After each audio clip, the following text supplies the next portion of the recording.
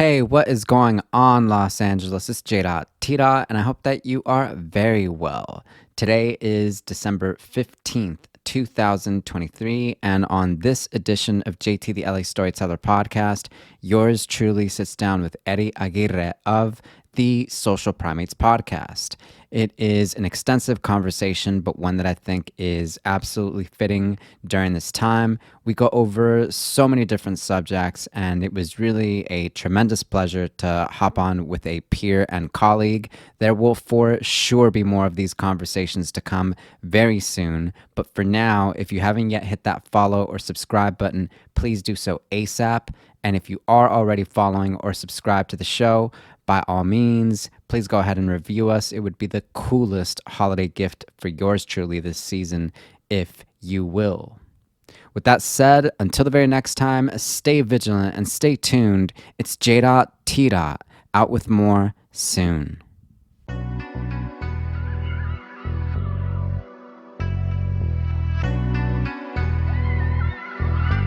It's Jimbo times.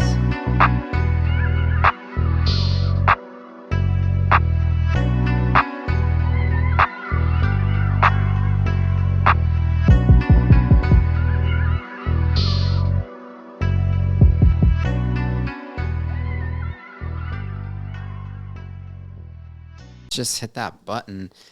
It's so cool to be linking with you today, and I really appreciate you making the spin around the block with this parking situation out in LA to chat with me on JT the LA Storyteller Podcast. Eddie Aguirre, welcome, my G.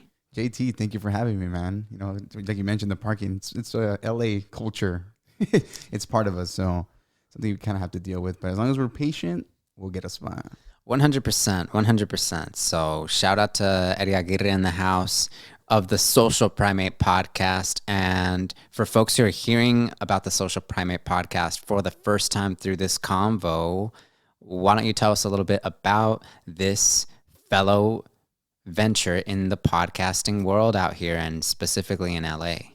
Yeah, man. I mean, a little bit of background about myself. I'm a graphic designer, and for the last decade or so of my life, I've been just trying to experience as much as I can in like this human experience. I know that sounds a little like this guy's fucking crazy, but I mean, I feel like, you know, after a while you kind of start realizing that life is just ups and downs, and like you kind of have to find your footing and kind of just go with the flow, and sometimes kind of stand up for what you got to do. And I just feel like, you know, at the end of my days, I want to be able to say like, hey, I lived a full life, you know, as much as I could. So like when I started doing the podcasting stuff, it was kind of fueled by just learning from other people's experiences.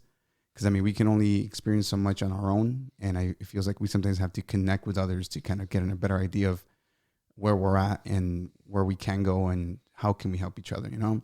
So that and a lot of influences via like psychedelics. We're gonna throw out psychedelics out there. It opened my mind. I just wanted to connect again. I wanted to see. I wanted to experience. I just wanted to live, man. And that kind of again fueled the whole idea of podcasting, just learning from other people and just sharing stories and my experiences and building something like a connection with anybody in some form.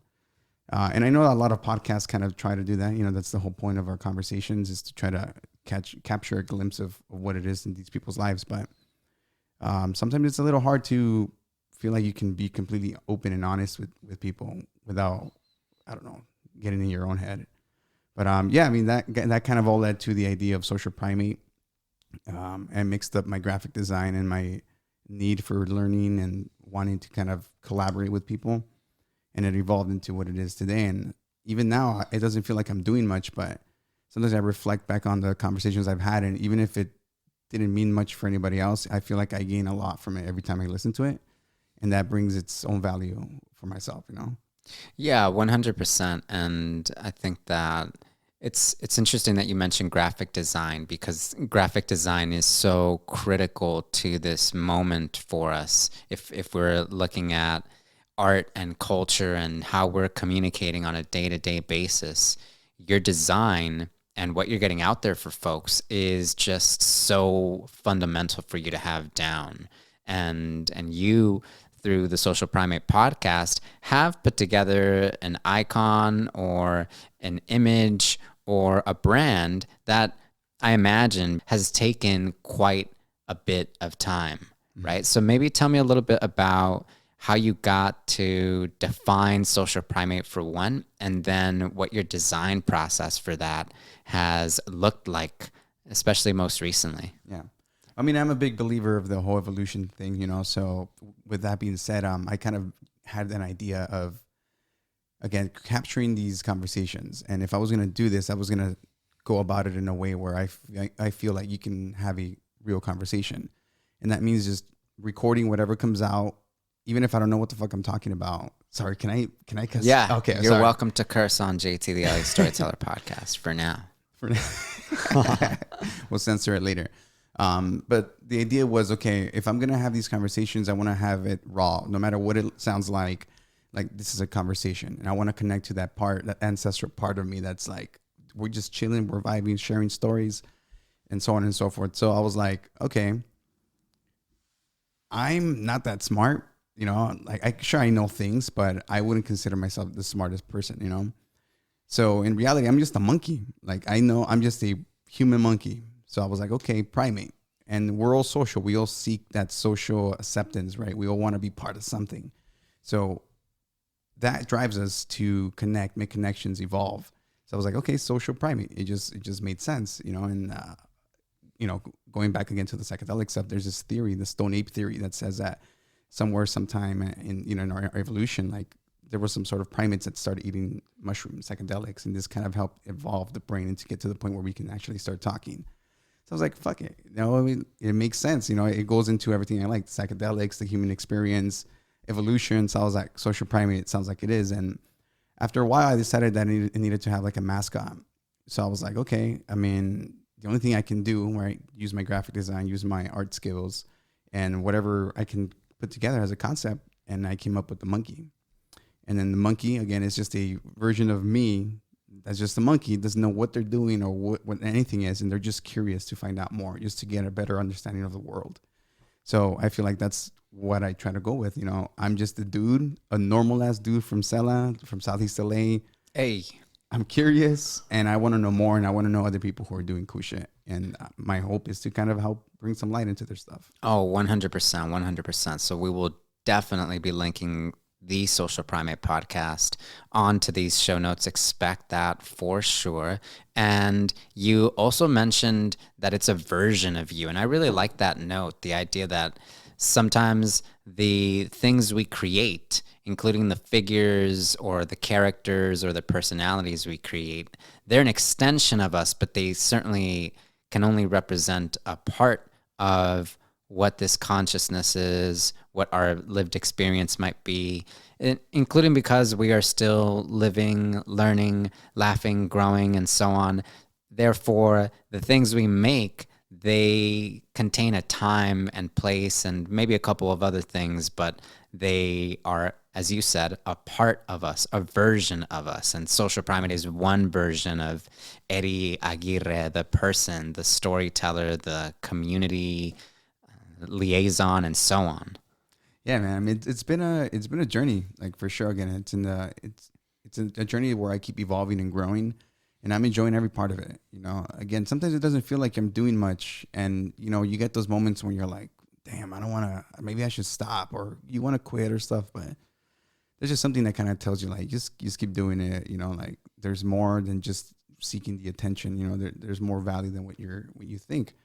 And it's easy to get wrapped up in the whole, like, hey, you see other people doing things better or faster, or they're getting picked up by other groups. And it's like, damn, when is my turn? When is it my turn? And, you know, I think a lot of people fall into that trap sometimes. Yeah, I mean, we're definitely on this social media binge. And it's like, maybe it started 6, 7, 8 years ago, but it's sort of kept us in this cycle, this image-based culture. And maybe now it's a little more video-focused or what have you. But the point is that, once again, we see what are ultimately these pixelated versions of a story or a person or what they represent / stand for and so on. And naturally, when we're sort of consuming these images, and one might say internalizing them at that, they are going to get to us because we as human beings, we think the way a graph goes up and down and up and down. And depending on how we are taking care of maybe everything else in our lives is what determines how we view where others are at, right? And so I think we're very much in that moment, but we also have kind of grown up maybe or developed ways to navigate through some of these systems, including in a city like LA, because LA and LA culture has sort of always been really heavily image based. Going back to like say gangster rap even, or like maybe some of the figures that you idolized as a youth, whether you were a rocker or someone who really loved hip hop and so on and so forth. You've probably had quite a bit of an experience consuming these representations elsewhere. And so to some extent, I would say we can tap into that and use it to navigate through the landscape out there now, which has multiplied exponentially since we were coming up. Yeah, dude, and it's not slowing down either. Like but it's cool. It's cool because you see the culture still evolving. You know? And new things come out that you're like, what? Or throwbacks. I think right now one of the biggest things I've seen is that like this in graphic design at least, typography has kind of taken a step, at least in LA, to kind of represent like the Cholo culture, right? Like the chrome and like the sharp Gothic letters, and it's cool because before that was, you saw it and you're like, oh, that means it's a gangster place. Get away from there. But now it's like it's the cool look, you know, and that's again, it's the evolution of the culture as we're progressing through these times. Yeah, I mean, and that contains stories too, right? Because for that next generation, which might not be as familiar with, say, the Cholo culture that you and I had some connection to, or maybe some experience with, now we've got kind of an opportunity to go into that story and tell that story in ways that just may have been unimaginable, especially as we were coming up and as we sort of saw the world in a smaller set of hands when it came to image and representation and telling stories about these people and places we know. Yeah, and I mean, like, the cool thing I see is that it's our people kind of taking control of that narrative and reshaping what it means. Like, again, before you see these gangster things and you're like, ooh, let's get away from here. But now, like I mentioned, that if somebody from the culture is taking control of how it looks, then the narrative changes. And I think that's powerful because, I mean, we should have the ability to control how our stories are told. Yeah, absolutely, absolutely. And going back to story for a moment, earlier you mentioned SELA. For somebody who's out here who is not necessarily familiar with that term, what can you tell us about SELA? What/where is SELA? So SELA is Southeast Los Angeles. Like, specifically, if you've heard of the cities Cudahy, Maywood, Huntington Park, Southgate, basically any city by the 710 freeway, when once you're passing like the industry and the train yard, that's SELA.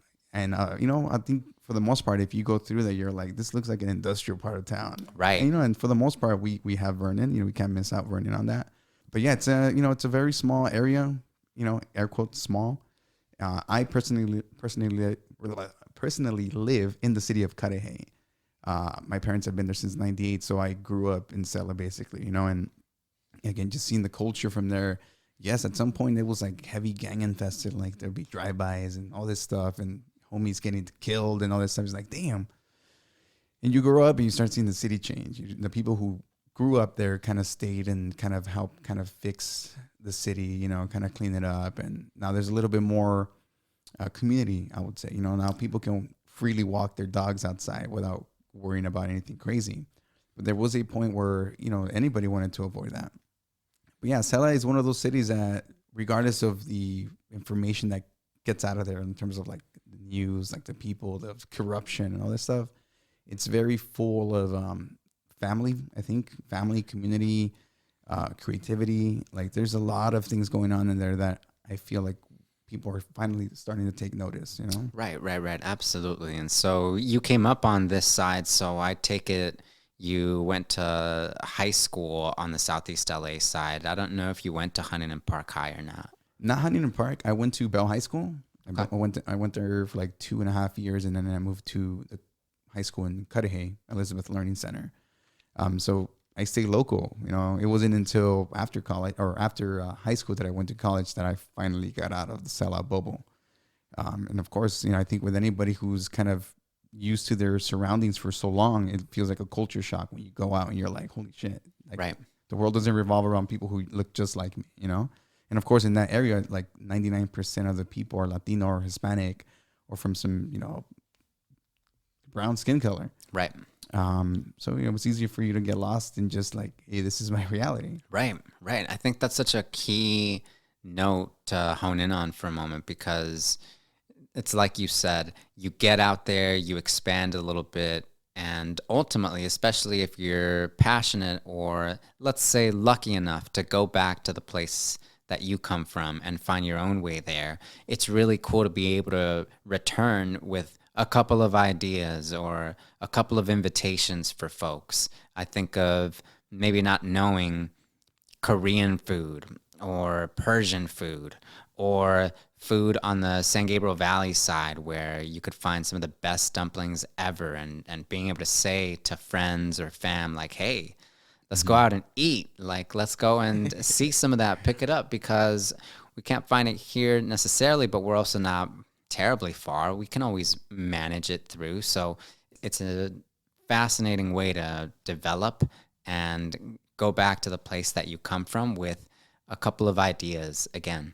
Yeah, no, that's exactly what I feel like. There's a few people that they're notably known to kind of be doing that in the community right now. So it's cool to see, you know. Again, I'm just a dude from there, so I just help kind of, hey, like I look for these people. I'm like, hey, come on to the podcast. Let's talk about it. And then hopefully people in my community can just learn more. They educate themselves, you know. Again, even in Cudahy, just strictly talking about Cudahy, I would say like 99.98, everybody's Latino, Hispanic. Right. And not just that, but there's also people that are more than likely underserved, like undereducated, and like all this stuff that is kind of working against us. And I feel like, okay, if maybe we can have just some new knowledge, some new information, even if it's through just the Social Primate Podcast or whoever else is kind of putting this kind of information out, like, why not? You know, it's information that we can gain that nobody else is going to give to us. And, you know, we should try to make the best of it. Use it to our advantage. Yeah, I mean, it's so exciting because there was a news item recently noting that officials in Cudahy came out with an official statement calling for a ceasefire in Gaza. Oh, yeah, they did. And it's like, you would get that in a Latinx city. You would get that in a place where folks have experienced housing discrimination or have rented their whole lives, have hardly had a claim to land, at least on paper, but certainly through time, certainly through their work and the taxes they pay and so on.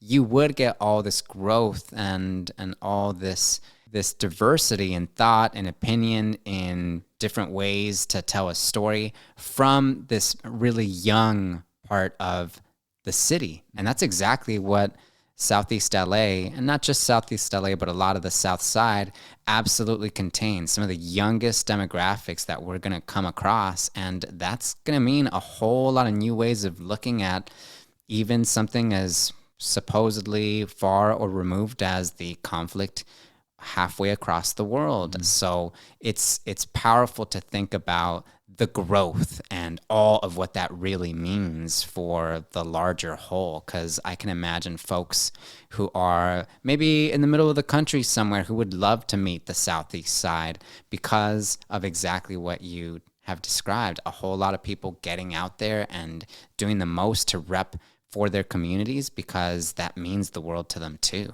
Yeah. And, you know, just to touch base on that, I don't know if I'm correct on this, but I want to say Cudahy is the smallest city in LA County. If not, I want to say maybe even California, but I might be like wrong on that one. Right. But that's why it spoke a lot. I don't know. It spoke volumes to me when I saw that they passed that, because again, it's a small city nobody knows about. You know, even the maps on Google Maps, it says Cudahy instead of Cudahy. It's like we're not on the map yet to be pronounced correctly. You know, but they did it. You know, such a small place kind of said like, hey, this is wrong. Like, we got to do something. And again, it spoke volumes to me that it was my city, you know, and I'm proud of that. Even if it's outside of its all fucking bad shit that's happened, Like, it's a cool place that I know where it's kind of its history and where it's coming from and where it's going, and it's really cool to see it. Yeah, I mean, and if they say if you know, you know, but to be certain, like if you're out there and you're thinking about young, up and coming demographic change and the way that it's going to continue impacting the SoCal side, which is, of course, a part of this fifth largest economy in the world, this state that means so much to the United States as a whole. Check out the Southeast side, because this is an example of what these communities can and will do given enough time, resources, and so on. Like you said, it took people leaving the community probably up to a point, going, getting a couple of degrees, going and getting a couple of ideas about how to do local governance and so on and so forth. It took a while because our parents got there decades prior, but now here we are and we're really making a claim, and that's the story of how a community and a culture survives and also evolves, going back to that thread a little bit. Hey, Los Angeles. I hope you're enjoying this conversation as much as I am. I just want to take a moment to invite you to my Patreon channel, which supports JT the LA Storyteller Podcast in more ways than one, and which also provides just a little more from each convo. And of course, this is because it takes a little bit of work to put this podcast together, including research and reaching out to folks and scheduling things, and then studio time, editing time, finally publishing, and then a little bit of marketing time. And the Patreon channel is just the best way to support all of that, to support independent storytelling in LA by JT the LA Storyteller. So I would love your support, and I can give you my word that it's going to be more than worth it. Now, back to the show. Yeah, and that's why I look up to the people who highlight people who are doing something in local government. Like for yourself, like I really enjoy the conversations because I think you focus on trying to actually bring about conversations on real issues. Like my podcast, it's about everything. So I feel like sometimes I'm not doing any of the work for the community. And that's what I mentioned this before on my own personal podcast, that I feel sometimes like an imposter, like, oh, I'm coming on here to kind of, air quotes, represent what Cudahy is, but like, what have I done? And it's a valid thing for me, because I can't really say like, hey, I've gone out there and done the footwork, but I know the people around there. I know what the community stands for. And I want to know who in the community is doing work for them. And let's talk to them, Well, I really like that, because some folks would say that exactly what you described is what makes you a great resource for folks to go and find communities about the overall whole in a way that isn't given to them. That is to say, in a way that isn't changed on their behalf by you or your agenda or your personal convictions and beliefs and so on. Some folks are out there, and there's a hefty audience for it. There are folks who are wondering, yeah, if I want to learn about the Southeast side, can I do it like just because and through an exploratory lens and in a way that just features as many people as possible rather than just a few or something that's been selected for me and so on. So in many different respects, when you're going out and you're like just trying to click and connect with folks because you see what they do as being valuable for the overall whole, that itself is what makes you such a critical component of the overall story being told, right? Because at the end of the day, you just want the community to grow and thrive and continue evolving to the best of its ability. And you can see your part in that as kind of shepherding or facilitating, or I would even like to say regionally connecting folks, which I think is badass. Thanks, man. When you put it that way, yeah, yeah, it feels nice. But I think a lot of it came from. I mean, I'm sure people get these like epiphanies from any other thing, But for me, like I said earlier, it was from psychedelics itself. It allowed me to connect to just outside of me. Like the energy outside of me. I'm not I'm not like a spiritual guru or anything like that, but. I do believe that it allowed me to kind of grow and just connect and see things for outside of just like this person's coming in, I don't want to talk to them. It's like, no, I want to be able to connect somehow. And I feel like that's what I'm always chasing, you know?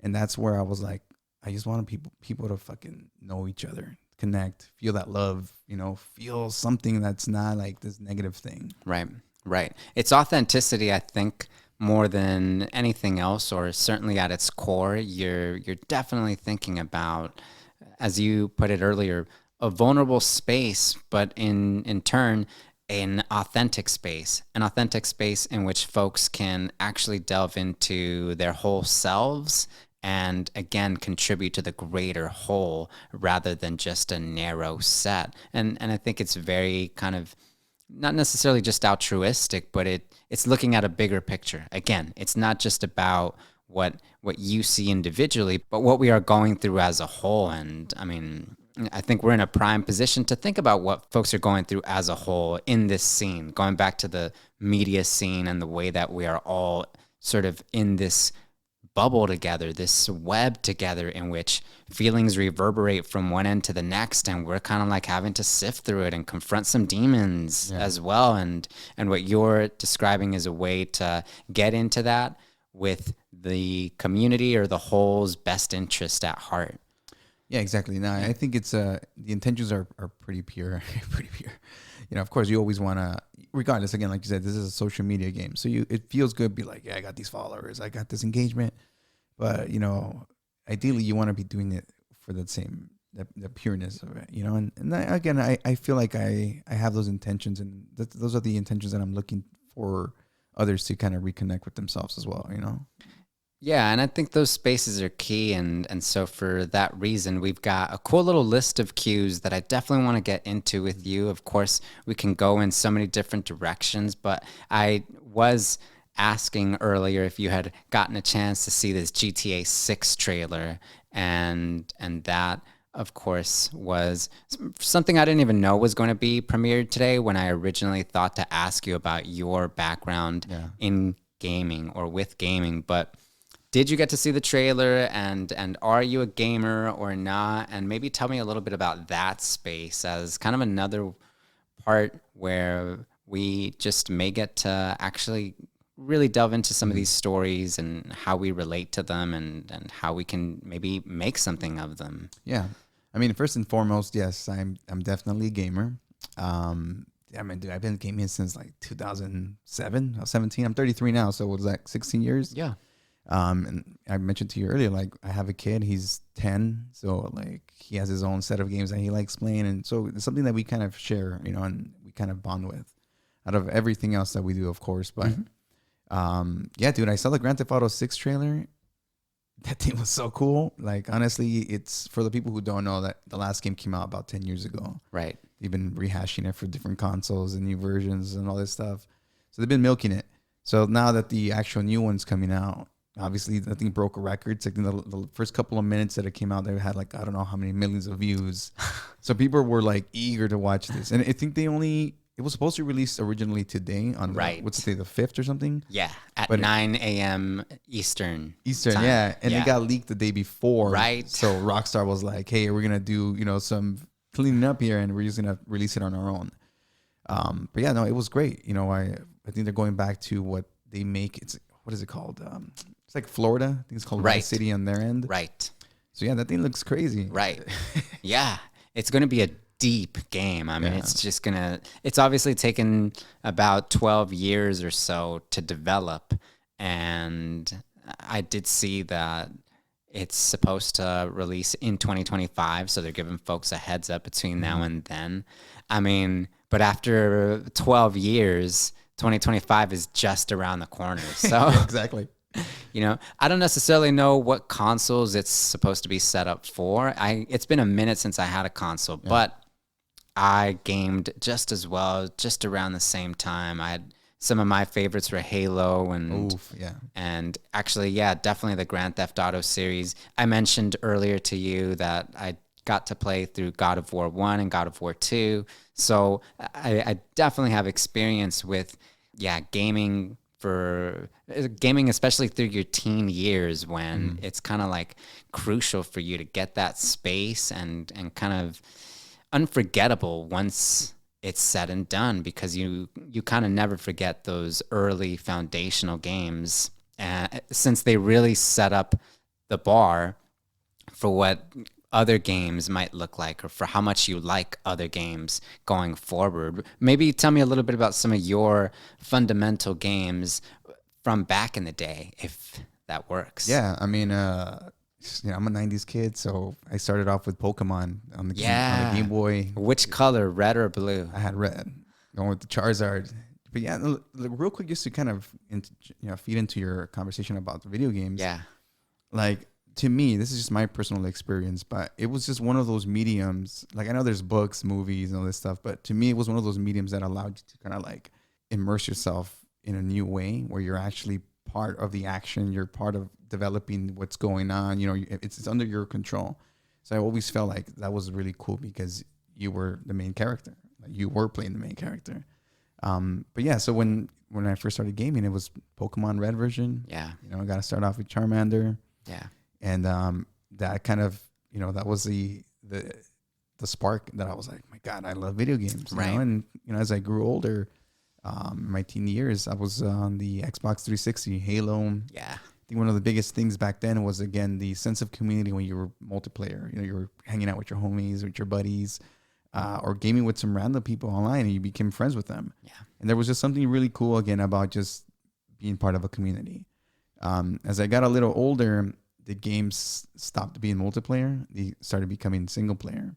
And that's when I was like really hooked, because I felt like single player games, at least the more modern ones, sometimes they go into the story and they create this world, like this lore, like these themes that they touch on, that they just fucking connect you like nothing else, like no other medium that I know, like art form, that you're just there and you're like, holy shit, this is a great story. And you finish the game and you're like, fuck.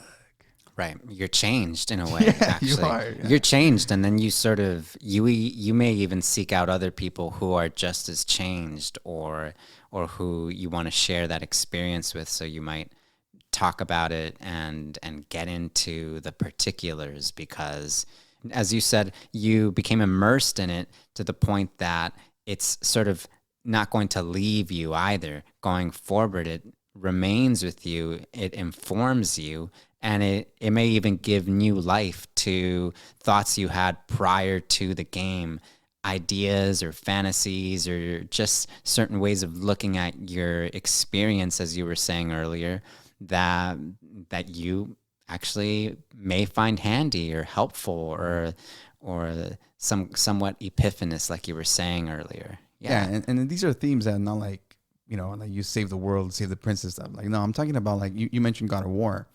One of the latest releases on, I think it was for the PS4 or something, was a reboot of God of War. So it's like this new, he's not in the Greek mythology anymore. He's taking part in the Nordic mythology. Yeah. So Thor, Odin, like all this stuff. And in this game, he has a son.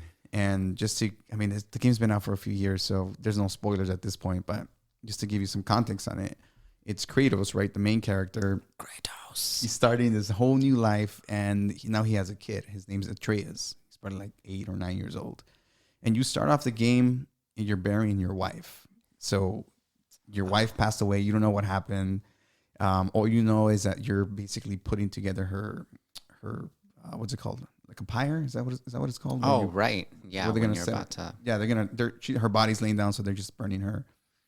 And the game starts off with saying, like, okay, we got to take her ashes to the tallest mountain. And you're like, that's a pretty basic goal, okay, we got to walk up a mountain. But you start seeing, like, there's this tension between the son and the father, Kratos. Like, you start seeing that there's no relationship really built, like the relationship was with the mom.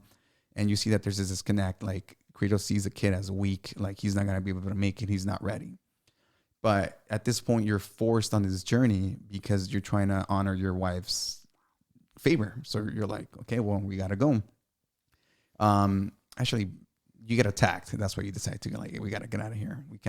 We have no choice to hold back. So you go through this whole journey, dude. And in this journey, you start you start seeing these trials with your kid. Like, you start seeing that they want to become their own person.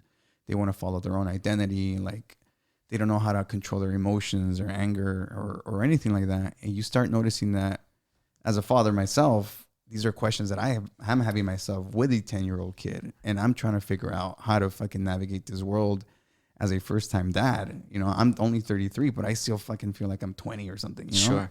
Like, I feel like I'm still figuring it out. So how does somebody that's still figuring it out, who's never made this connection, how can they allow themselves to create a bond? And to me, it just, again, it sparked this new sense of fatherhood. I don't know. I mean, I know it sounds crazy for some people, like a video game, but it was a video game that really kind of put things into perspective with me about how I can approach him growing. Like, you know, for the fathers out there, I think there's a specific time in their life, at least for me, 11, 12, 13 right now, that he's getting close to. Like, I feel like he's kind of slipping through my fingers. Like, he's becoming his own young man. And sooner or later, he's not going to want to hang out with me. So it puts me in a position where, like, fuck, I need to connect with him. Like, I need to build a relationship where he can feel like he doesn't have to resent me or anything. Kind of how I felt sometimes with my dad growing up, you know? Right. So it makes you feel like, okay, I want to be his friend, but you also got to be a father, but you also got to be a mentor. Like, you got to be all these different things. And again, these are the themes that God of War touched on. And when this game ended, like, he has like this new appreciation for his child, for his son, and just more accepted, or sorry, he's able to accept that these changes are coming, and all he can do is just be there as long as he can. And it's like, damn, you know, that's all I can do too. And like, he's gonna be hanging out with his friends soon, Right. and all I can do is just kind of be there whenever he needs me, you know. And again, to me, I was like, damn. Yeah, I mean, I really appreciate that you mentioned the way he views his son at the outset, at the beginning, because for those who might not know, Kratos is like the warrior of warriors, which is to say he's also like the man of men. He's like chiseled. He is barbaric when necessary. He is angry and completely filled with a lust for vengeance against those who've crossed him, against those who would dare question him on his path to his sense of justice over how he's been wronged. And then to see his child, who's not experienced the world as he has, there's a real tension, because you're at this point, going back to, say, Eddie Aguirre, the real life dad, where you view yourself in relation to what manhood might be, and how manhood right now is something you have to be very particular, very consistent about, maybe even very disciplined about. When we get these podcasts out, for example, it's got to be like, I got to show up for it or not. And then when you have a child who's coming into the picture who doesn't know about what the world is going to look like for them in terms of the importance of consistency, the importance of discipline, the importance of strategizing their way through, and so on and so forth. When you begin to question how all these things come together, what I see in your telling of it is that you're looking for the best value, actually. You're looking for a middle ground, in that you're very much in your manhood. Maybe you're even in the prime working years of your life and in the prime thinking years of your life. And so you're wondering, actually, you're having to do the mental labor of thinking not just about what's going to be best for you as a man, but also what's going to be best for your child, who's not yet a man, but who's somewhere at the beginning of that path. And I think that's, again, that is evolution at its finest, right? When you are no longer having to think solely for yourself and your own personal interest, but when you're having to look outward and you want to make it comprehensive and wholesome and healing and nurturing rather than not, that's how you sort of achieve value, or you land at something more valuable. And I imagine that this is a day-to-day thing, something you have to keep updating one day after the next, but that's a worthwhile journey to be on for sure, just like Kratos' journey with his son up the mountain. Yeah, I'm telling you, that's exactly what I got out of it and how I felt afterwards. And it's stuff that I apply myself to. And like, I feel like, sorry, it's because this one kind of gets me, but you know, since the stuff started happening, well, not since it started happening, because it's been happening for a really long time, but since October 7th with the stuff in Palestine and in Israel. You know, I've been seeing these videos of just kids like dismembered, torn apart, all this stuff, man. And with a kid, it's painful, dude. It's painful to see it. It angers me. Like I can't imagine just having to hold my son like that. And when I get to see him, because he doesn't live with me, he stays with his mom. I only get to see him a few days out of the week. So to me, I try to take those days out of the week to be present as much as I can, right? Especially with the stuff that's going on now. Like it makes me like, dude, you have to connect. You have to take the best out of it because you have him. You have the ability to hold him and talk to him, and even if it's to scold him or to make sure he's proud, like you can do that. And there's people right now that are not going to be able to do that ever again. And that's what kills me and angers me. But it also fuels me to try to be a better father and try to be a better person to the people around me, you know, because that's the only control that we can sometimes have in these scenarios is just to try to be better, you know, for the sake of humanity. And again, it's just those lessons that I take, that the world is shitty. Yeah. You know, we have seen some stuff just in the whatever age, you know, in the last 3 decades, let's say, that we've seen, and we've come to a lot of hard truths that we had to face. Like, holy shit, like these walls that we thought were sacred at some point, they're all kind of crumbling down. And now it's up to me to try to make him understand that a little better, right. You know, because we know it's unavoidable. So going back to the God of War stuff, that's when I was like, damn. And you brought up like Kratos is like this guy who's like full of this toxic masculinity. Like we said earlier, like he's a man that you look and you're like, hell yeah, I want to be that dude. Right. But he himself starts questioning that. Like he wants to remove himself from that past and be better. And that's what I was like, dude, this is a character development, like a full 360 when it went out in the first God of War, right? And now you see this reboot. It's like this person's trying to change. And again, it touches on these themes, and there's other games that also do the similar, like in terms of like the themes that they touch on. But yeah, dude, that's why I like the games, man. Yeah. I like the games. Yeah. And with respect to it, because we also noted that that you and your son actually bond over gaming or through gaming, among other things. Maybe you can tell me a little bit about what kind of games you all are taking on together, or what kind of games are straight up just for him, or what's popping, what's going on in that world between you and your son right now. Well, I mean, to be honest, this is called Fortnite. It's like sure. What's it called? Rumble Royale or something? Royale Rumble. But it's basically like 100 people just thrown into this island and just shooting themselves. It looks cool. I've played it a few times. I've had my share of matches with him, but I can't get into that. I feel like that's like a younger kid game, you know? For sure, Lord of the Flies right there. Yeah. I mean, I know people of my age who play it too, but to me, I'm personally doesn't call my attention. Like I'm more about like the grit, the adventure, like the figuring stuff out, going on that journey, and just doing that whole hero's journey type of deal, you know? Yeah. So that's my thing. If we play a game together, we've been bonding over the latest Spider-Man game, Spider-Man 2. Oh yeah. Which is also a very good game. Like, dude, I legit like cried maybe like twice. I was like, dude, wow, another one. Yeah, it's because they make this one was specifically about like friendships and relationships to the people around you and how you have like this responsibility. Spider-Man, you have this responsibility to be a hero, but you also have to fucking find the balance to focus on your stuff. Dude, and it was a heavy game too. And it's just like the story connects you, and you really feel like this is happening to you. You disconnect, turn off the console, and you're like, you're still thinking about the after effects, you know? Yeah.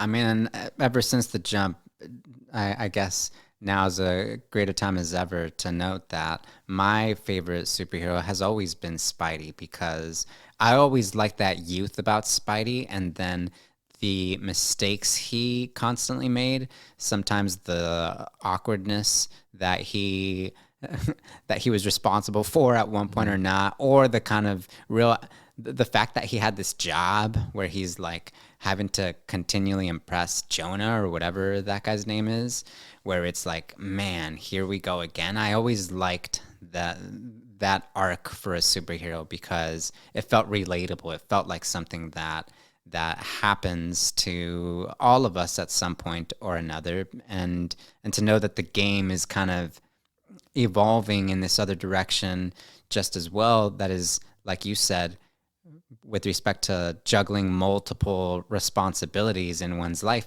that matters too, because it also feels that way as time passes and as we have these various mediums to update, and also these relations with each other at home and so on and so forth. It feels like we've certainly never had more info to juggle through and to balance out somehow at the end of the day, because we're in that moment right now. No, I've if there's one thing I will bring up, though, is the last few months I've noticed that I've been gaming a little too much. Like to the point where it sometimes it gets in the way of me doing like creative work. Been there. And I'm just like, let me pop a game. Let me do a quick side quest. A real quick 2 minutes. as they evolve and turn into 2.5 hours. Yeah. So I've definitely seen it. So I mean, there's definitely, I mean, it goes with anything too. Everything has to be in moderation, but it got to the point where I mean, I was just submerged into these stories, and I was like, I want to finish. I want to see it through. But in again moderation, when I get that back in control, it's cool, man. Again, it's something I can bond with him. It's something that I take away from, and I learned very valuable things. Quick example: there was this. Hadith got me critically thinking on AI. There's this game called Detroit. And it's about like the near future, and we have androids, and how our relationship goes along with them. And at the end of the game, you realize that, actually, in this game, you get to control how the ending works. So it's either the androids take over or they become in peace with humans. And just it was really cool, dude. Again, you come out of with these themes that you're like, I want to know more about it. And I started doing research on AI, computers. And just like the, whatever. Right. Goes from there. Right. Going down the rabbit hole. Yeah. Now, it's also interesting because at the top, we had mentioned that Pokemon and choosing between red, blue, later yellow, that was like a seminal moment in our gaming experience / our gaming trajectory and arc. Your son, on the other hand, doesn't know the Game Boy. I mean, I assume he doesn't know the Game Boy, but he knows Fortnite, and I am fascinated by that scenario, we can say just as well, where it's like, here's the first game that really matters. And I couldn't help, were I in your shoes, but wonder like how that might inform their like for games overall going forward. Because when we go back to Kratos for a moment and his storyline, we love to see his development as especially an individual, maybe just the way that we loved going around and beating the Elite Four as a Pokemon master in that red or blue game.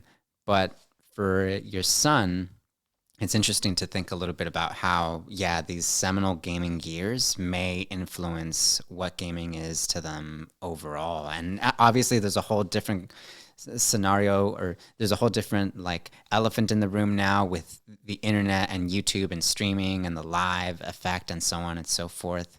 But I don't know, do you think that it's key, or do you think that maybe like he's going to look at games that his friends are looking at and move from there the way it tends to go down? I don't know. Kind of. I mean, I want to say it's partly both, because I've done my share of like, for example, Halo. Like to me, Halo was like top tier gaming back in 2000. What was it? 2002 to the 2002. Yeah, 2003.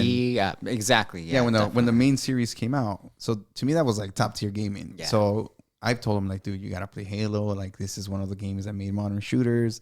He's played it. He's loved it. So for sure, there's games that he's kind of like picked up and kind of just gone from there. Yeah.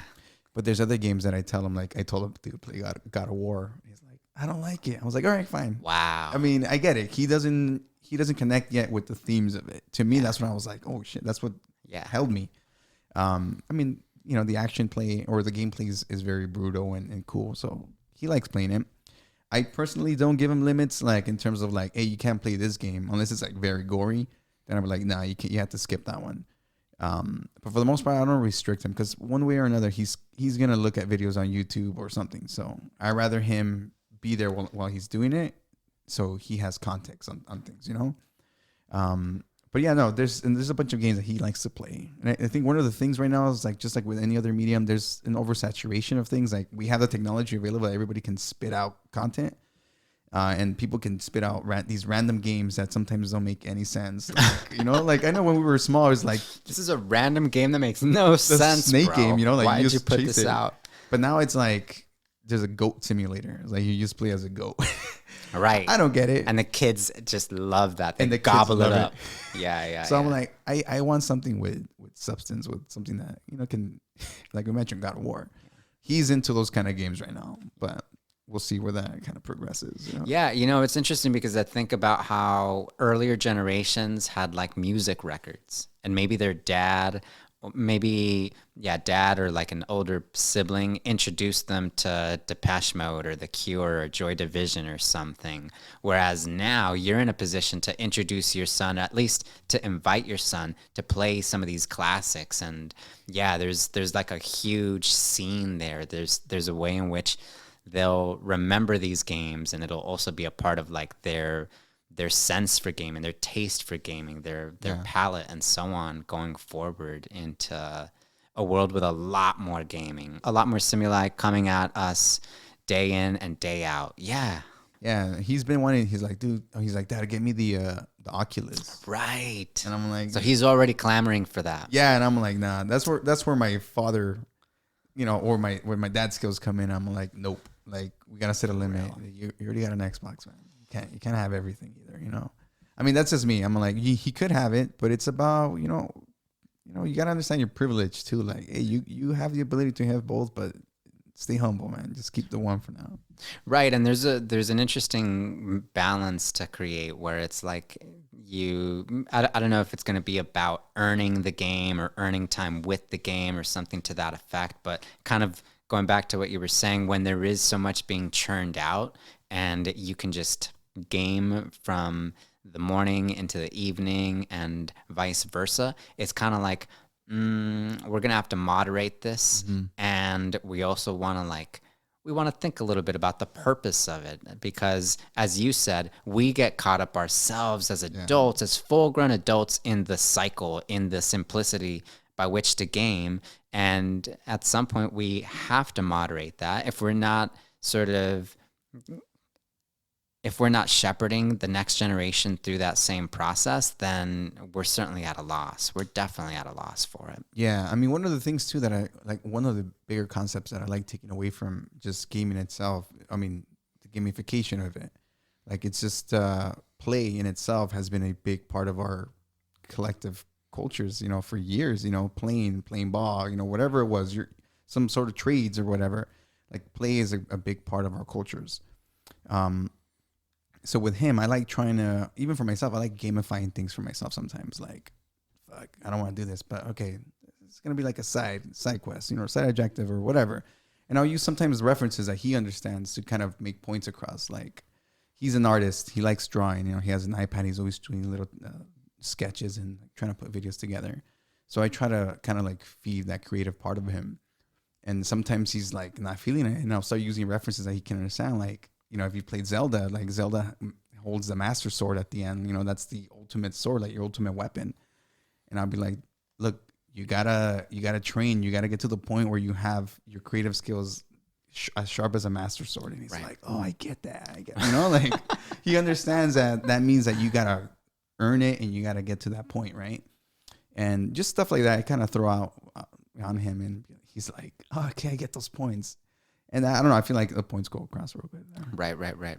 Now, stepping back from the gaming scene for a moment and thinking a little bit about SELA, once again, I want to ask you a little bit about mainstays for you there, or something that you know about SELA or that you have experienced through SELA that is unique to that place and that remains with you, sort of going back to legacy a little bit. As you said already, it's a predominantly Latinx community, and so you know that at the outset, but what is like a real kind of maybe SELA trademark for you, or something of the culture that you carry with you to this day that you think folks can stand to know about? Yeah. I mean, again, this is just from my personal experience in SELA. But some of the best things that I guess that came out of there, or that continue sometimes to come out, is like the do-it-yourself on the ground events that happen. Like, I think the community there and the culture is thriving in it, because if I'm being honest, like, let's say example, Cudahy, like, they've been more progressive in the things they're providing, but they're lacking a lot in bringing community together.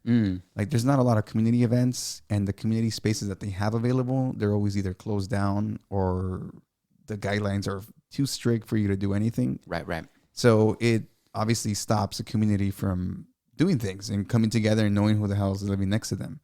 So, Cudahy, if you're listening to this, please do better in that sense. Hey, that's what this is about. But again, it doesn't stop the community from actually putting stuff together on the ground, whether it's underground, the backyard shows, or like somebody's backyard. There's what's his name? Eric. Sorry, I forgot his name. Eric Etzley from Alivio Open Mic in the city of Bell. He turned his garage into like this place that every month, I don't know if he's done it lately, but every month there was an open mic. So there'll be vendors, right? People having like fucking open mics and performances out of his garage. And again, this is his house. Like, it wasn't like this building that Bell or Cudahy or Maywood had. It was somebody's house. Right. So that culture's thriving. Right. So to me, those are the staples of the city. Like, if you find a community event happening, go to it. You know, you're going to come across all these people, and you're going to network and collaborate. So if these cities were able to make these spaces available for us, then who knows what we can do, you know? That's right. But yeah, I mean, if there's physical places I can pinpoint, though, would be like the SELA Art Center in Bell. Tetris there. He's a graffiti artist, a muralist who's been doing art for the last couple of decades, and he built a space that allows people to come in from the area to live draw, or use art resources. Again, Alivio Open Mic in Bell, if it's still going on. There's a Border Brewery, or I think they changed it now to Beer Thug Town or something. But again, it's another one of those spots that is a physical spot that allows people to kind of come in, sell their food, make performances, comedy nights. And that's recent. That's very new. So just to have that in the communities, it's been one of those cool things to see, you know? Right. I like that. I mean, what you're saying is there's been a whole lot of innovation, and with a handful of more, or maybe a significant amount of more investment, including from investments from the city's side, from the governing side, we might even say. Sky's the limit. There's no telling how far we can take this and how much we can get back to the people who make this community, who maintain this community, and who continue to lead for this community through the days, through the challenges of living in this city and living in this part of the world as we do. So a lot of innovating, and yet there's more we can do, but it's going to take a little bit of everyone taking part in that. Yeah. I think one thing I kind of like to remember is like, I work here by Griffith Park, Los Feliz, right? So it's a completely different neighborhood than what Southeast L.A. is. And growing up, you know, we were used to, like, again, gunshots, like people getting shot. You hear the helicopters every other night, sirens. Like, it was kind of like a lullaby at the end of the night, like just the you know, what do they call, like which is a sound to put you to sleep. So coming here, I remember a few times where I'll be like shopping or walking down the street, and there was helicopters. They'll be like, oh, I'm sorry, there wouldn't be helicopters, but the night before there'll be helicopters, and customers or people will be like, oh my God, I couldn't sleep because there was helicopters, and like, how can anybody sleep like that? And I'm just like reflecting, like, that's the sounds of our city, you know? Right. Not that it's a good sound, but right. I'm simply saying, like, you don't understand how, I guess, privileged you are until you kind of really live through it, you know? So now I wouldn't be bothered if I heard one helicopter in the night. Like, I know what it is to actually live in a place where it's like you hear this all the time. So I can be more appreciative of it, you know? Right. Instead of just like whining about it. Right. No, I feel that. And I think it's key that you mentioned folks taking it upon themselves to remake the city, but also to share what little they have with the larger community, because that's what JT, the LA Storyteller Podcast is. That's what the Social Primate Podcast is. You've also collaborated with what I believe is known as the East of the River Network. Oh, yeah. Maybe you can shed some light on this for us, because I think it's another example of folks taking it upon themselves, but really honing in on it to craft something different for the people and places they come from. Yeah, I mean, so East of the River is basically a collective that Mezcal, Viva Mezcal, he's a hip-hop artist out of the Boyle Heights area. So again, he's another part of another part of LA, right? Like the East LA part. Right, just above the 710, I believe. Yeah, exactly. And his collective is more about music, hip hop, and all that stuff. But nonetheless, it still speaks like a lot that that he's trying to make a network that can allow for creatives to come on, do podcasting. He has like this creative space similar to where we're at right now at the Robinson space, right? Right. Where, you know, people can take photos or they can record, they can do art galleries. It's multifunction. Mm-hmm. So again, I think when you allow us, or when we're given the chance to have our own space, we are able to kind of mold it into whatever we want or whatever the community is seeking for, you know? So he's been one of those guys who's kind of been leading that movement on that side. And, you know, this year, he was like, hey, come on to the network, you know, just do the podcast out of here. And I was like, all right, cool. And since then, you know, I've same thing. I've been able to collaborate, kind of meet new people and network, evolve myself. You know, in just this year, I've never done, how do I say it? Like, how do you call it? Spoken in front of a crowd. So I've never done that. And this year I had a chance to do it about 3 times, you know, to speak in front of people on like a small little conference thing, you know, no more than like 20 people or so, but it was just breaking walls for me. That's right. That's right. Yeah. Breaking down those walls, like we had said. Now, you had also mentioned these mainstays and maybe a new legacy for the Southeast side, or what are also known as these gateway cities. And I mentioned to you that LA Metro is actually building a new rail line from about Vernon, the city of Vernon, or Union Station, this central downtown LA part of the city, all the way out to certainly Huntington Park, but even going past Huntington Park all the way out to, I forget the name of the other city. I haven't been down there much, but maybe you know where it might end. I want to say it wants to go through Maywood, but I'm not too sure on that, because I know Maywood currently has railroad tracks that haven't been serviced in a while. Mm-hmm. So I think they're, from my understanding or from my limited knowledge, was that they're going to basically take those out and just replace them with the new tracks, which makes sense because the foundation is already there, you know? Yeah. And I think it's Artesia. It's going to go from Vernon all the way out to Artesia, which is just like east, heading all the way into Santana, basically, or just getting at the edge of Santana. Okay, interesting. So then I'm not entirely sure. Somebody had told me that they were gonna build some tracks through Maywood, I guess eventually to reach to that Artesia. But I'm not too sure. But I think it's one of those cool things that, you know, it's going to open up the area for more people. Yeah. And then again, I mean, from my understanding, a lot of the working class comes or from the unincorporated areas for Southeast LA. They go into LA, into other areas of the greater Los Angeles area to work. Exactly. So just having the ability to go through the metro is going to save a lot of people a lot of time and a lot of fucking money, you know? Well, and like you said, it's going to introduce a whole new crowd to the Southeast LA side, and going back to building these networks and really taking the best from our community for the greater whole to interact with on their own terms. It's interesting to think about how you and your collaborators, but also those after you, people, including your son and his generation, might get into that or might benefit/thrive from that. The kind of legwork for it is what we're up to right now in our own humble way, but it's certainly powerful to think about how, transportation and changing the way that people can get around from this side of town, the downtown LA side, all the way to the Southeast, yeah, that's going to have some serious impacts. And I mentioned to you as well that there's actually a vote taking place between now all the way up to maybe just like December 17th. But basically, Metro has invited folks to vote on what the new name for that rail line can and should be. Ah, that's right. I think you had sent me the list with the names in it, right? Yeah. Yeah. So I kind of want to get through that list because I'll tell you, I've cast my vote already.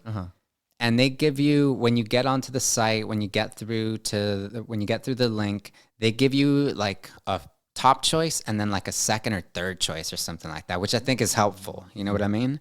But I definitely want to like invite all the listeners of this podcast episode to click on that link and vote, because it's open to anyone and everyone who lives in LA County. And so if folks who are living all the way out in, I don't know, Castaic or Lancaster can vote on what this rail line should be called, certainly the folks on the southeast side should be getting their input too. So yeah, I mean, and that'll be big because, I mean, again, it feels like you have some control, you know, to an extent. Like you are taking the time to vote, hopefully for the option that's going to get selected. And then if it does, then it feels like you actually were part of something, you know? Yeah. Oh, for sure. For sure. So I kind of wanted to get through the list with you, and for the listeners' reference, because why not? I feel like maybe we can take turns reading one and the next. So I can get us started or you can get us started, whatever you prefer. Okay, cool. I mean, I'll get started. Yeah. So the first one we got is, I guess it's pronounced Calafia. Yeah. Calafia. The mythical queen after which California, first thought to be the island of California, is named. Calafia, right? That's what Calafia. Yeah, which I think has roots all the way in like caliphate, which is like Arabic. Arabic informed the Spanish language at some point. And so when the Spanish ships were first getting out here, you can actually see, and I think maybe I'll throw it in the show notes or something, but you can actually see that they thought California was an island. Oh, crazy. Yeah. And they actually, at some point, one of these cartographers made a map, and it had California as a whole separate entity. I got to show it to you because you'll like really, I think you'll really appreciate it. It was this mythical place, and to a lot of people who are not from Cali and not from SoCal at that, this state is just a completely different ball game. And of course it is. You know what I'm saying? Of course it is. Yeah, hopefully we don't become an island soon, though, with that. You know how they're like, oh, the earthquake. Right. Let's hope that doesn't come true. But. Right. Yeah. And then I'll get to the next one for us. So the second option, there are like 10 of these to be sure, is Esperanza, which, if you don't know, means hope in Espanol. So according to Metro, the project represents the aspirations of 1.4 million residents. That's how many people ride Metro each day, for improved mobility, better opportunities, and an enhanced quality of life. So, okay. That's a good name. Esperanza. I like that. That sounds pretty true to the era, you know? The Esperanza line. Yeah, I like that too. Let me see. Then the third one we got here is gateway cities. This line will serve most of the gateway cities, making these communities more accessible to the rest of LA County and helping unify a regional identity. True. Yeah. It's a cool, I mean, it sounds a little too technical, but it's very technical. It's very technical for sure. I like it for its technicality. Maybe that could be like a subtitle, but it would feel like a little bit of a letdown to just get totally technical with this. Yeah, and like we mentioned, if you compare it to Esperanza, gateway cities kind of sounds like too corporate. Corporate. I really like that. I really like that note from you. Okay, the next one is gonna kind of feel the same way. The Los Angeles Gateway Line. Because the gateway cities region will finally have a direct transit connection to the heart of LA. Okay. Yeah, I mean, we already know it's LA, so. Right. Don't choose that one, guys. Right. I like that. For sure, the next one, I just read it right now, and it sounds really cool. Los Rios. Okay. Los Rios. Yeah. This line will run along and cross our major rivers, including the San Gabriel River, LA River, and its Rio Hondo tributary. I like that one just because I feel like, I mean, I'm in Cudahy, so one of the biggest things next to me is the LA riverbed. Yeah. And just actually this year in summer, they had the SELA Arts Fest in the LA riverbed. So that was really cool. Sick. That to me was like, again, a very good use of, again, local government coming in, joining together to say, hey, let's build a cool festival for the community. Mm-hmm. So yeah, I think I like that one. I definitely agree with you. And I think that's another sort of, that's an understated part of the Southeast side is the proximity to that river, to the LA River in particular, because I can still remember driving through Alameda and then seeing the LA River right underneath. And it's always beautiful. It always feels like a connection to the rest of Los Angeles when I see that aqueduct or whatever. So I think Los Rios, the fact that it goes through 3 different rivers in the city of LA, that really hits. Yeah, it does. Yeah, it does. Yeah. That's my top option. I like that. Plus it's Los Rios. It's like short and to the point. Yeah. Los Rios. You know? Yeah, that's cool. You know what I mean? All right. Okay. The next one is Pioneer. And okay.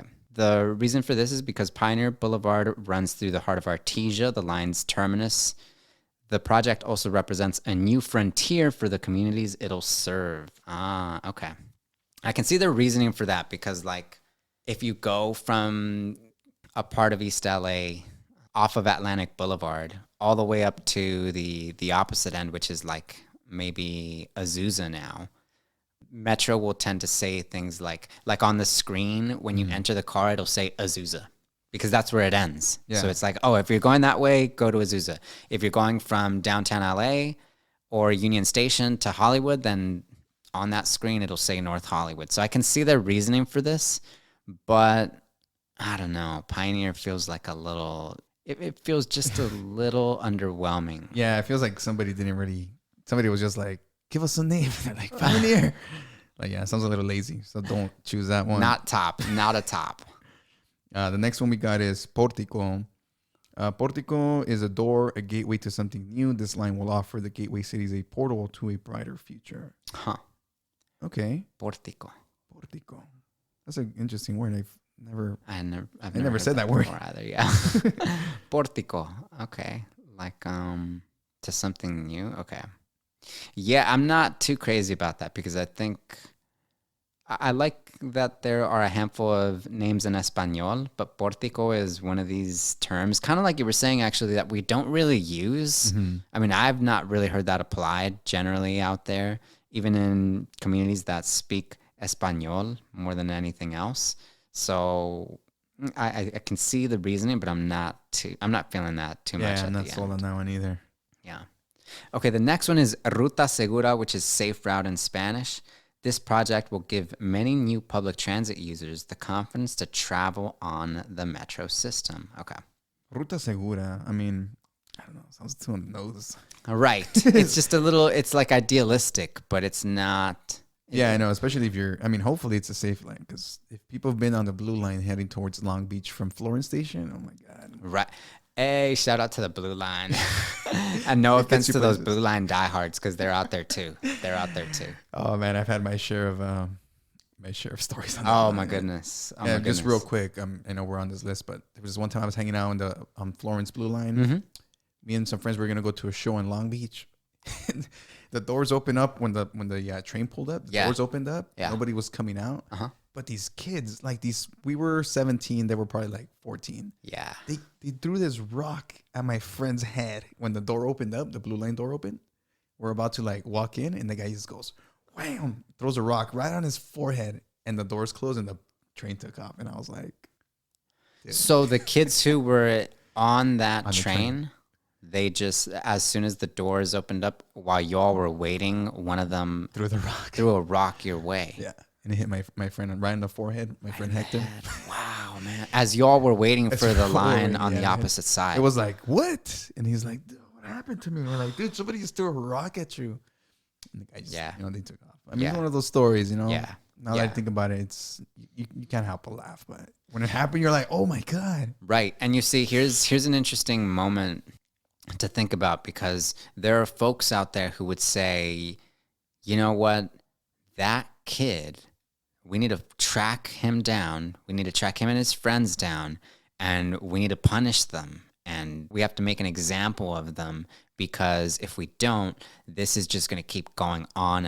And this is a repeated argument from these folks who are very much about the carceral way of approaching city living, especially in big cities like this. They constantly go back to the sense that if you don't make an example of moments like these, then you have basically said it's permissible, or implied that it's allowed, or implied that folks can get away with that. But looking back at that now, especially because this happened like half a lifetime ago, what do you make of that? Like, what do you think it says about, that moment, and then that line, or those two coming together somehow? I mean, if I really think about it now, I mean, first and foremost, now I really avoid sometimes the blue line and stuff. I mean, I used to go on it all the time when I was younger. We used to go back and forth to Long Beach and to downtown. It's fun. I love the train, but I feel like at some point it got a little weird. Like, they just, anybody can get on there as long as you have passage, and people who sneak in. But again, this was me heading towards Long Beach. So I know that area used to be crazy. Right. Like, I would definitely not want to be there in the night taking the train, Right. But, I guess I haven't really thought about it. To me at that time, it was like messed up. I was like, dude, he was in pain, Right.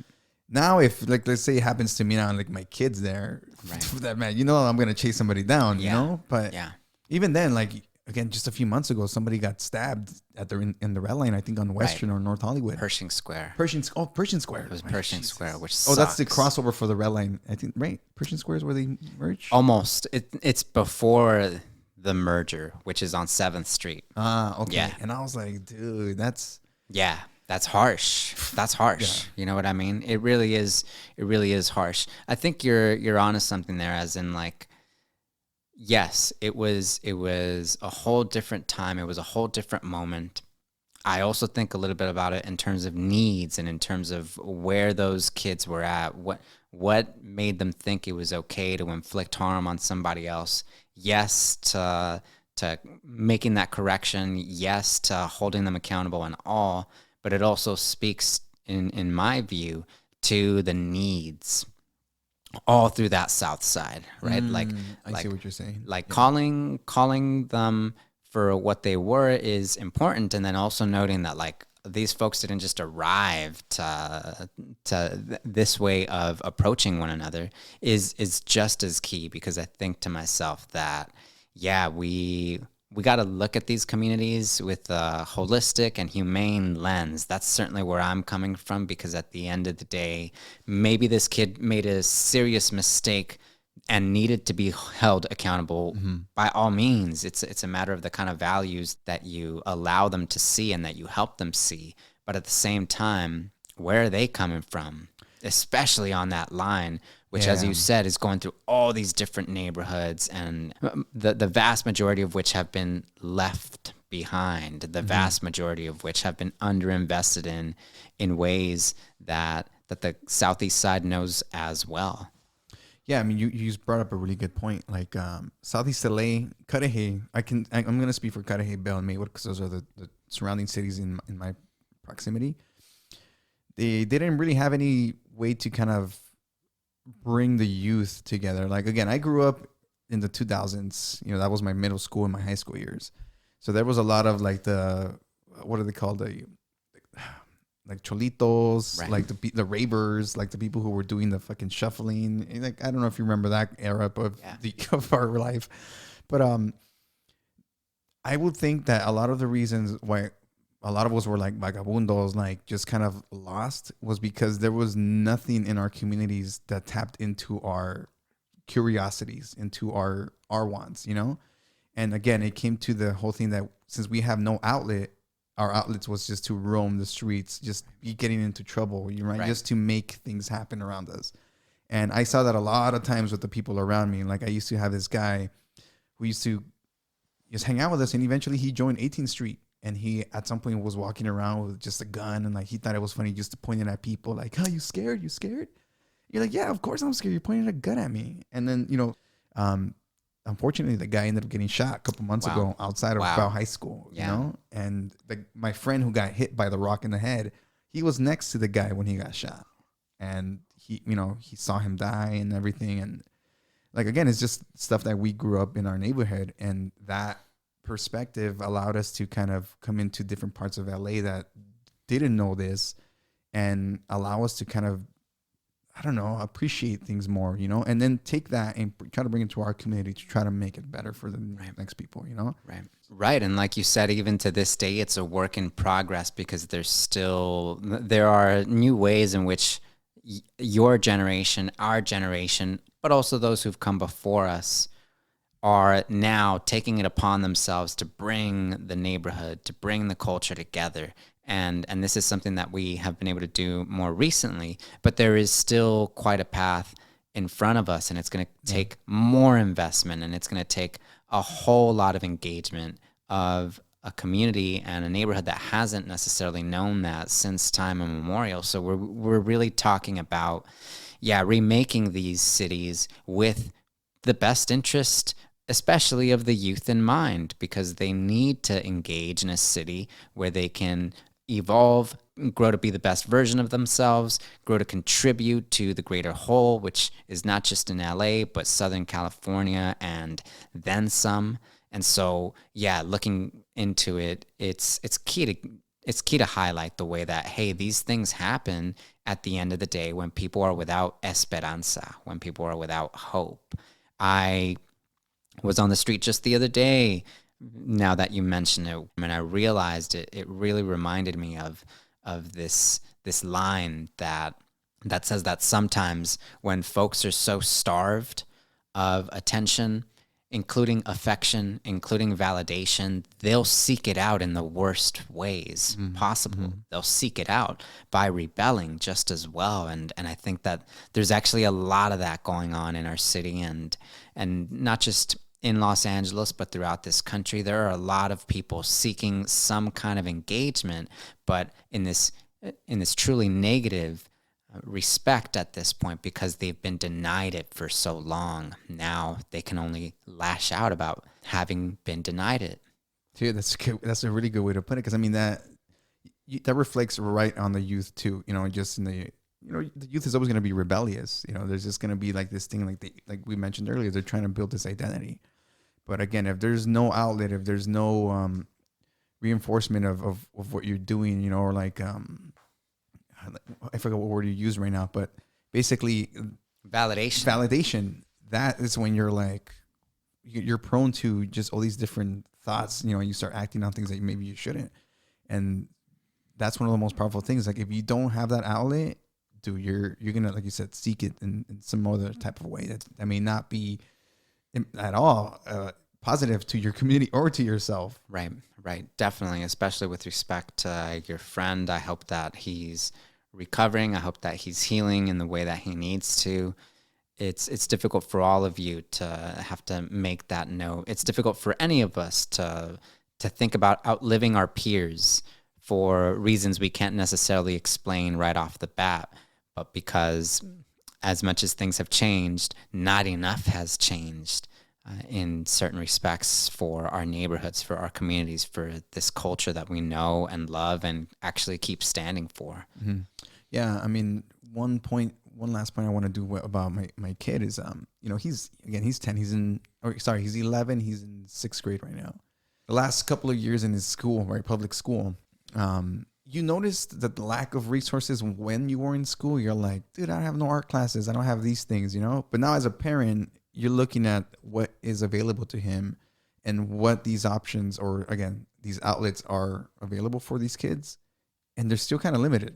Yeah. You know, and you see it. You see the kids walking around. They're looking all like, all thugged out. Like, you're like, wait a second. There's something missing here. Like, there's something happening that is not clicking with them, that they still feel the need that they need to embrace it. And there's nothing bad about embracing the culture, but if you're letting that become your identity, like the cholito, the cool kid, you know, then there's something going on there, because again, you're seeking some sort of validation instead of from the external, rather than seeking it from the inside. Right.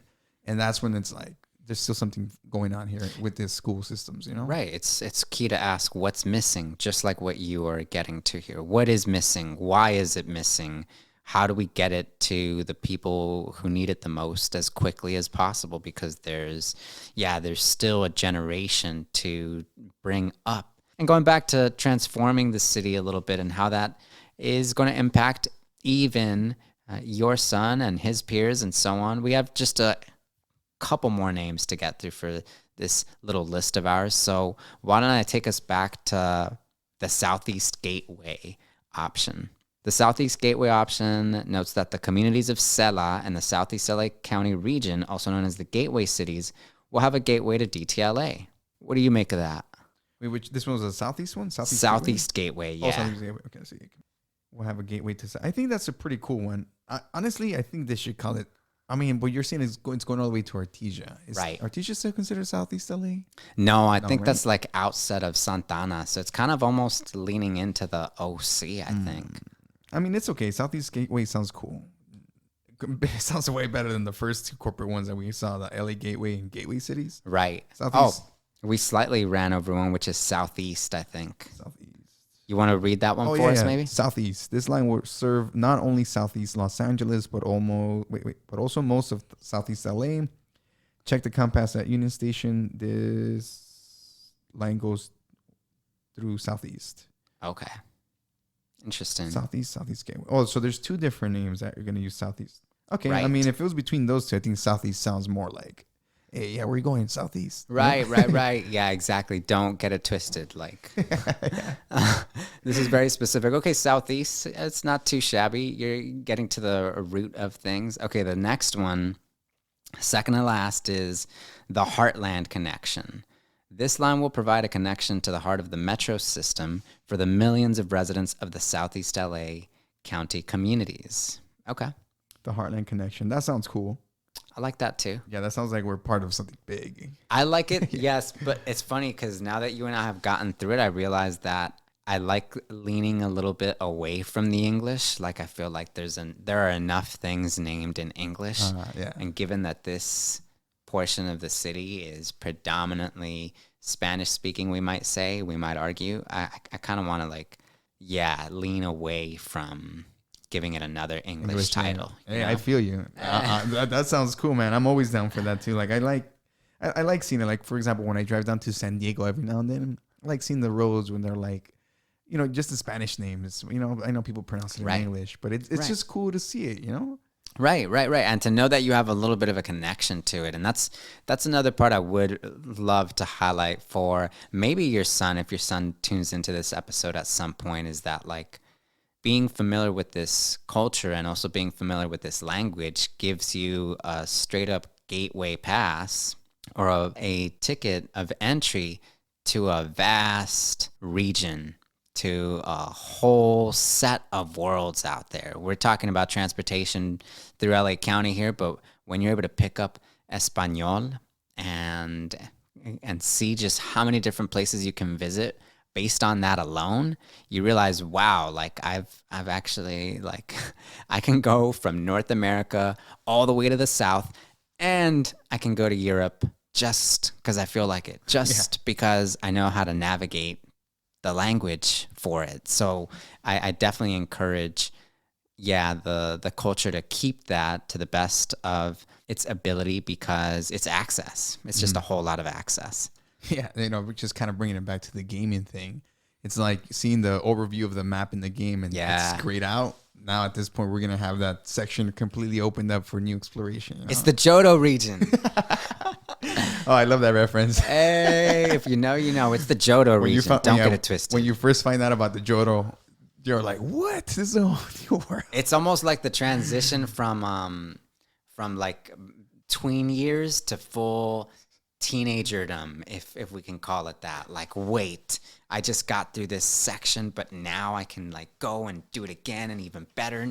I've had my practice with it, so I'm gonna really take it by storm. It's very much that transition, that very thin line between childhood and maybe teenagedom, and maybe something even beyond that. So shout out to the Johto region and all those who know. Yeah.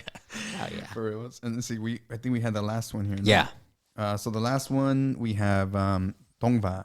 The Tongva, whose name means people of the earth, are the original inhabitants of the land that today is Southeast L.A. County. Mm-hmm. Mm-hmm. Okay. That one's cool. I like Tongva because, again, it reconnects to the whole indigenous part of it. And I feel like there's been a movement in the last maybe in the last decade or so, right, or if not longer, right. That's been kind of trying to reconnect, embrace, and bring and honor that, you know? Right. Yeah. It's interesting because just the other day I met a friend, someone who I've known online for a little bit now. They were telling me a little bit about a background story regarding the Tongva name and whether it's Tongva or Kizh, like Kizh. And so they were telling me a little bit about how the original inhabitants might have actually referred to themselves as Kizh. But for those who may know, or for those who are passionate about this point, by all means reach out and let me know your thoughts. And let's get into whether it's Tongva or Kizh and how to actually honor the roots and the origin stories that remain present here and that remain unseen, but that we'll get to before too long. Yeah. I mean, that's something I kind of been going on a personal journey myself, just trying to reconnect with the whole indigenous part of just my ancestors and stuff, right. You know? So yeah, I've been having a lot more conversations about like, I think it's pronounced Nahuatl culture. Right.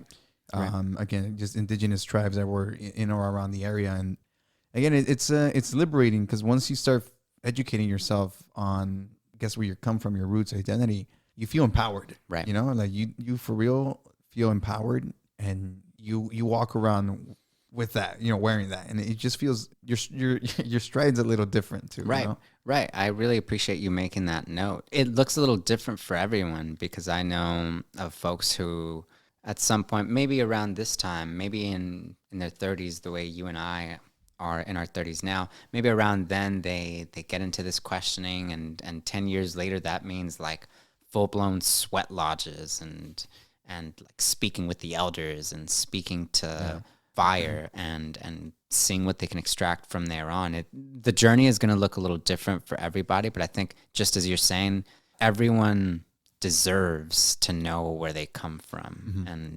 And we really do deserve that because as human beings, we naturally wonder where it is that we came from and where it is that we're going. And if you don't have something of a sense of the former, if you don't know where you've come from, and for a long time we don't, and maybe we still mostly don't, but if you're denied the opportunity, or if the resources simply aren't placed in front of you, that's a lot to get through. That's a lot to put a human being through, and so on. So I appreciate you making that note because I think naturally we're trying to find more of ourselves. Yeah, I mean, especially when you spend, again, for me, 30 years just being indoctrinated into like this whole, you know, culture, right? Like this American culture that we know. I mean, it's, again, something that I'm still kind of breaking walls down on. But, you know, you grow up thinking of the world one way, you get older and you start realizing new truth, and you're like, what, damn, like this is, it's life-changing, you know? And that's right. I've had my share in the last couple of years where I've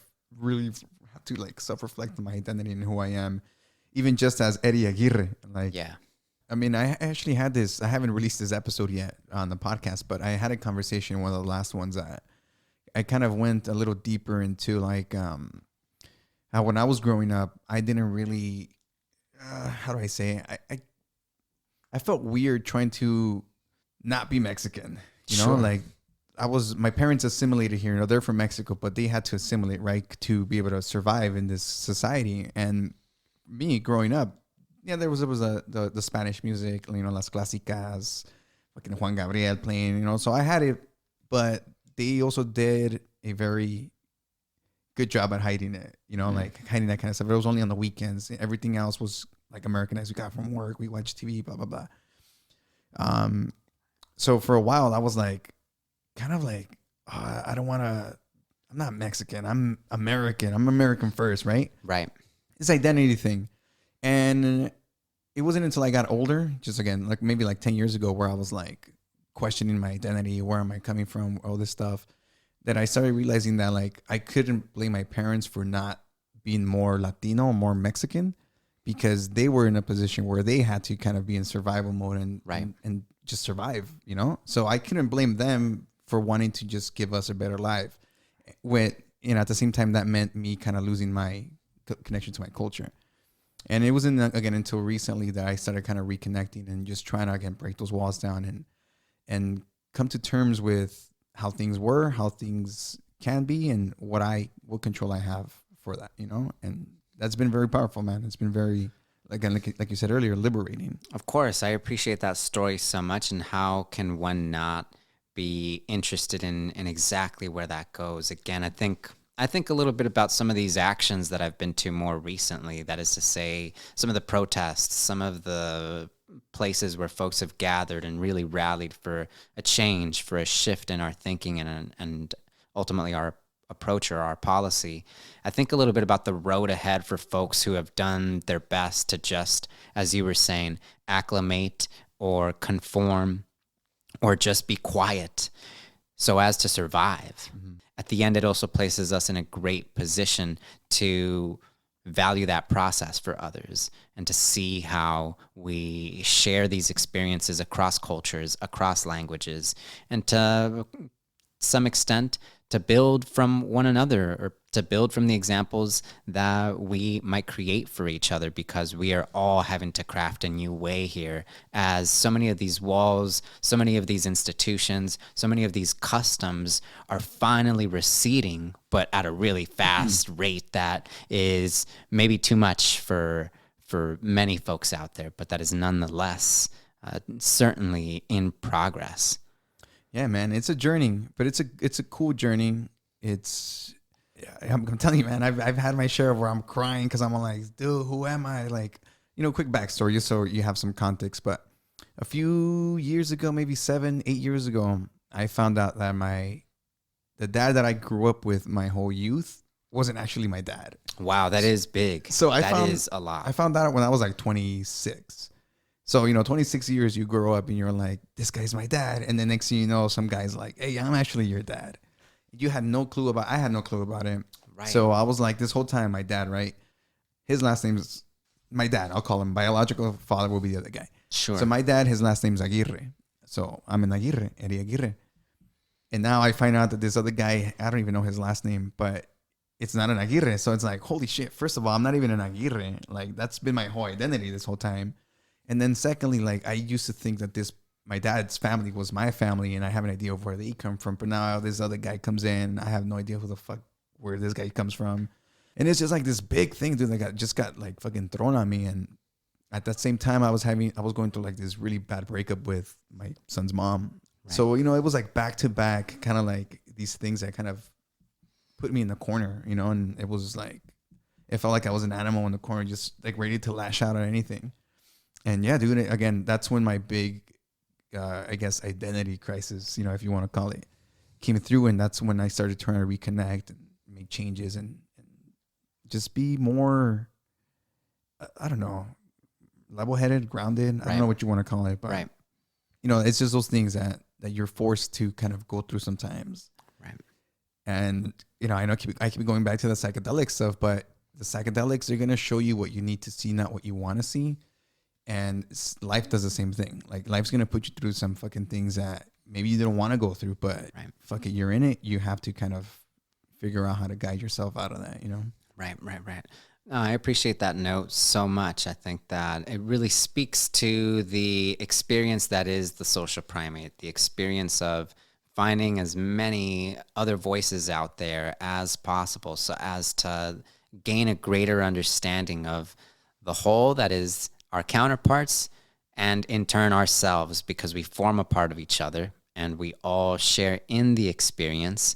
And maybe none of us is entitled to more of it than any other. I would argue that. I think you might agree. At the end of the day, each of us deserves a shot. Each of us deserves a shot, especially to tell our story and to have an audience for that and to see what we can advance in our understanding of what this experience is on this rock in the middle of this galaxy Yeah. among billions or trillions of them out there. Yeah, man. And then it goes back to the whole thing that we're all, to me, again, we're all primates just living on this rock. So we're all figuring it out too. And then I think that's one of the biggest things. Once I became an adult, I was like, we're all adults just trying to figure out the day to day, trying to find our purpose. That's right. And that's what I try to do now is move with purpose. You know? No, I definitely see that, and I very much appreciate it. And I've had such a great chat with you today. To be sure, another question that I definitely wanted to get to, that I want to get to just before we wrap, is about what you mentioned earlier, the SELA Arts Festival, because it saw you going from maybe booth to booth, we might say, and speaking with different artists, different storytellers, different creatives, and other folks out there on this Southeast L.A. side. So maybe give us just a little bit of a background and then a heads up as to when we can catch you and your peers there again. Yeah, I mean, so SELA Arts Festival, again, it was something that took place this summer, 2023, and it happened again 2019 before the pandemic. But it's basically an event where Southeast LA artists, musicians, anybody who has some creative outlet was able to come in and kind of showcase their art or their craft again. For me personally, I had the opportunity to set up a booth where I was able to record, first of all, showcase the podcast equipment, kind of give an idea to people of what a podcast looks like when when they're not here. And then I took the chance to record and film some of the vendors there, kind of get an idea of what they're, why they started, why, what they provide, what they feel like, the value that it brings to their community. Yeah. And again, it was one of my first times this year that I had the opportunity to actually go up to people and talk to them, like on the fly. Like I'm not used to, I'm very introverted. Like if people find that hard to believe, I'm very introverted. So I was like, fuck, I don't want to go up to random people, make these random conversations. But I did it. And, again, like just like everything else, the way I see it is like if I'm pushing my boundaries of where I feel comfortable in or uncomfortable in, it means that I'm pushing myself, and I'm growing. So that to me feels like I'm evolving, to fucking Charmander, from Charmander to Charmeleon, Yes. So every experience like that to me is a growing experience. So that was like super fun, man. I really appreciate everybody who took the time to do that. And how many vendors do you think were there? Just maybe kind of guesstimating. I would say about maybe like 50, Okay. 50, maybe 60 of them. Yeah. I got to interview maybe about like 15 of them. And everybody else was like bands and stuff, but great community event. I honestly, one of the best things that's come out of SELA in a long time. Like just being there from 98 is one of the coolest things they've done. Let's go. Yeah. So hopefully this next year I do something similar. I'm hoping to try to make it more immersive, kind of more fun. I don't know if you got to see the photos, but I had like this banner with like this psychedelic looking banner of the monkey just staring at you.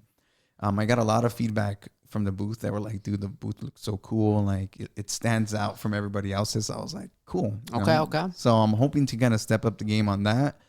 And then just continue providing some cool stuff, man. Oh, 100%. Now, for folks who are going to look to keep up with you going forward, tell us how we can find you. Tell us where the best place to find you is. Give us the handles. Give us the whole nine, and we'll be happy to get that out there. Thank you. So, I mean, Instagram, Social Primates, that's probably the best place because it has Linktree and it has a link in the bio and all that stuff. Otherwise, it's Linktree linktree.com/Social Primates. You can find everything on Apple Podcasts, Spotify, Google Podcasts, basically anywhere where your podcasts are at, you can find it. There's no video, not yet. Hopefully that changes next year. But right. I think I mentioned to you before that my concept is to eventually move into animation for the podcast. So we'll see where that goes as next year, if I find the right people. But that's the best spot. We'll definitely be in convo for it and then some. Eddie, really, I so appreciate you making the rounds and joining me on JT the LA Storyteller Podcast. It's been so much fun getting through this with you. And man, cheers to your work. Cheers to this path. I am happy to be in community with a fellow podcaster such as yourself, and I can't wait to get into some more with you out here, man. Thank you, JT. Honestly, I appreciate the work that you're doing, man. You're doing a really great job too. So keep at it, man. Thanks so much. Thank you for making the connection. Oh, 100%. Let's do it. All right, y'all.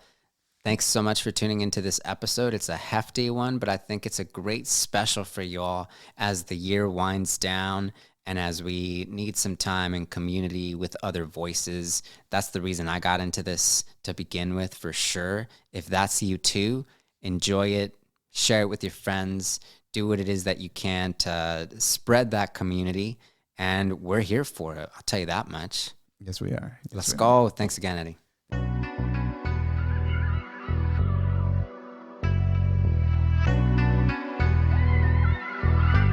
It's Jimbo times.